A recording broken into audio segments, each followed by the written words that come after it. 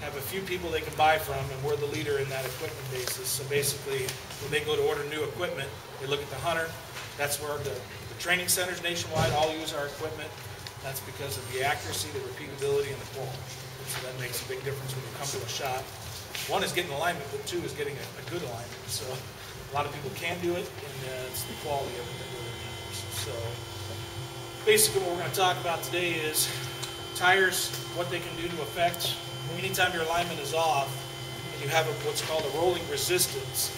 So if you don't check it every year or every 12,000 miles or whatever the recommended is by Mini, you can actually be reducing your gas mileage because the car is having to work harder to go straight down the road. Even if we're talking 1/100 of a degree and it's in a toe, which is this angle here, you're not rolling straight. So you're applying more fuel to drive straight versus before you were rolling straight ahead. Same with balancing your wheel and tire. And tires have a tonicity problem, which is roundness. From the factory, brand new tires, we have what's called a road force balancer, which checks for that and then can allow the tire to be matched in the correct position for the least amount of vibration. So you can have vibration and pull that can be fixed with balancing and alignment. So sometimes it's two totally different things, and it's the tire. That's why guys have always been cross-rotating tires for years, hoping the problem gets fixed. So if you buy a Mini and it comes with a 15-inch tire, if you add a 17-inch tire because you want to alter its looks, things like that, you're actually going to reduce your fuel mileage by over 20%. And that's because it's more resistance on the car to push it forward because of a larger wheel and tire. So all those little things can make a difference.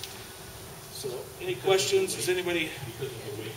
It's not just the weight, but it's the size. So the amount of pressure it takes the engine to drive a larger tire. A good example is my truck. I went from a stock 20-inch tire from the factory and I put a 33, and in turn my gas mileage is lowered because of the force it takes to move those larger wheels. So does that make sense? Right. It makes that much of a difference. Huge. Yeah, until I got into this business, even on that EPA thing, it'll tell you just your alignment being off is 10%. That's right off the EPA's website. When we look at that, and we say, well, 10%, well, that's a little bit. Okay, but look at that in a year.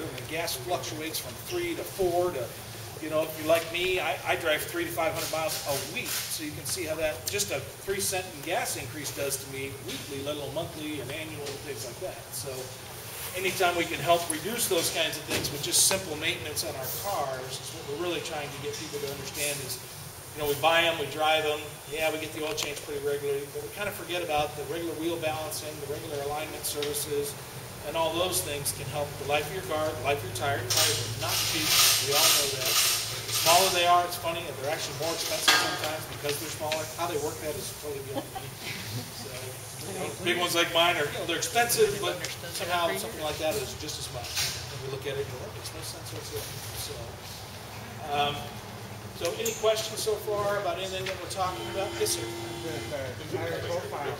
Yes, it does. Yes. So a lower profile tire actually affects it as well, because now you affect the handling of the vehicle and how it rides. Lower profile also reduces your fuel mileage, and it reduces your ride. If anybody's gone from a 55 to a 35 because it looks cool, that road with that one piece of rock on it, it's like, wow, I never felt that before. So again, it's a big differential. So do you have a question? Yeah, the rotation, just 4.5. Yes and no. That can be, I don't know how you guys do it, but you can also cross-rotate. But yes, the most general, what you're doing is forward-back, right? Generally, it's a front to back. We want to keep the wear, we want to keep the direction of rotation the same. The only time we would switch side to side is, as you were saying, like a radial pull. If your vehicle is pulling to the left because of a tire, we're going to rotate around to optimize your tracking. We're going to get the car going straight forward. If there is a belt pull that's truly significant, you switch it side to side, it literally changes from turning right on its own to left on its own, then you most likely have a bad tire. We try and keep things rotating in the same directions. Front to back is definitely optimal for, I think, the wear on the belts internally to the tire.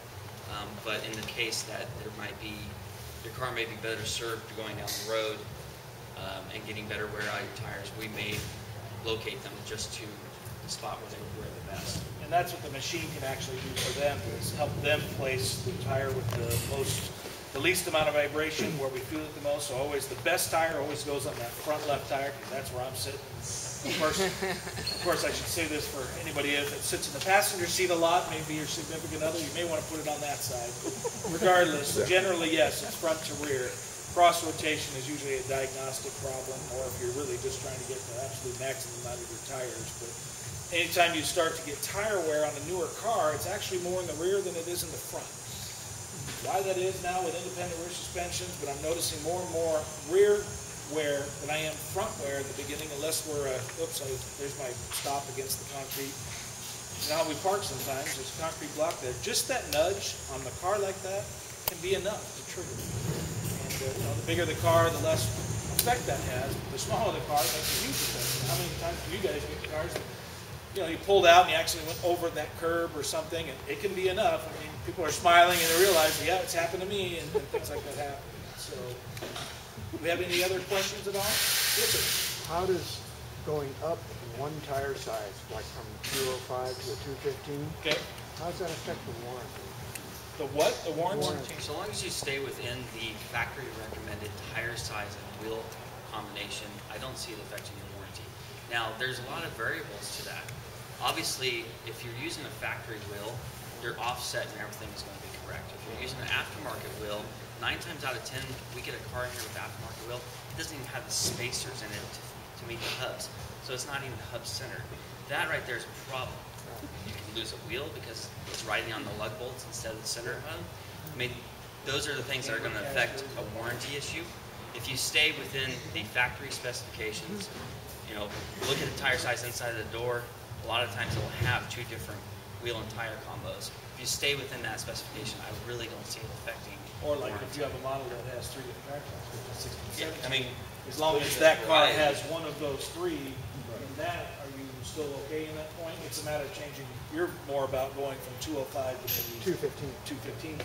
On a factory width and a factory offset. Yeah, and that's just, you know, the things were set up for optimal performance economy. Yeah. If you start going to larger tire size outside of factory specifications, you can inadvertently cause premature wear to your suspension. Right. Because it's just not intended to have that additional force in those areas. Right. I mean, you're dealing with high rotating speed on the bearing, and everything's, you know, he's going to show you on these alignment angles how critical it is, and you alter that with your tire size. Not always can it be corrected for alignment. Yeah, and on alignment, people probably don't know a lot about this, but we actually align to hundredths and thousandths of a degree, which we can't even see it. You know what I mean? And that's why we have what's called camera technology now versus other ways. Before, we used to mount a unit to the wheel and measure run out at the wheel. Now we actually have a camera that's taking a digital image, and it's so sensitive, but it's also so accurate. So the tolerances, it's funny, and just an off note of Hunter is when we do a rack for a BMW store versus a tire store, it weighs 2,800 pounds more for the tolerances that they require from us than a standard rack. And that's kind of amazing for people to think that there's that much more mass because it's that critical to align these very sensitive cars, because that's not the same as your Chevy Malibu. It's just not. It may be looking like it, kind of like it, but when you get into suspension, it's absolutely nothing. So, and that affects your ride. That's why we buy a car for not its looks and everything else, but how's that thing drive? Am I comfortable? Any other questions? Yes, sir.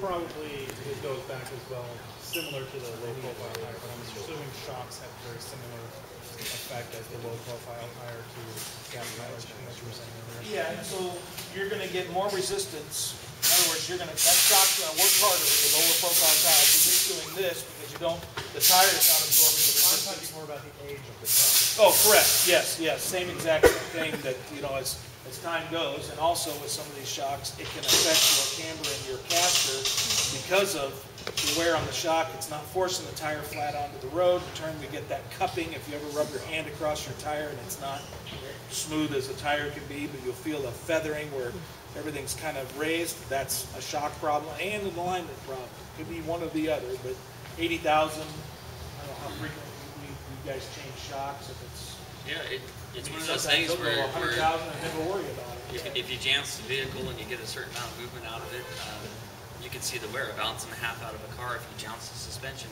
obviously that shock absorber's just not doing it anymore.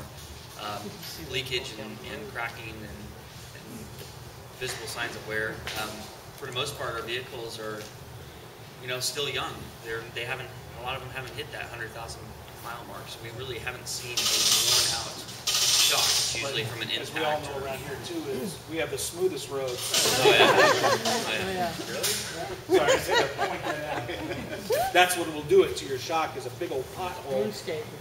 Up it goes and bottoms out. So it also pays to have them look at it. You can look at it yourself. If you see any moisture around the shock tower, it's leaking. Because they're actually nitrogen filled or gas filled, or pretty much filled with pressurized system. So we're going to try and walk over here with all of you and kind of, I don't know if you want to split and do something. We could probably take a half a group, and then Matt can take the other half and show them the 02 and the 06. It'd probably be easier on you, and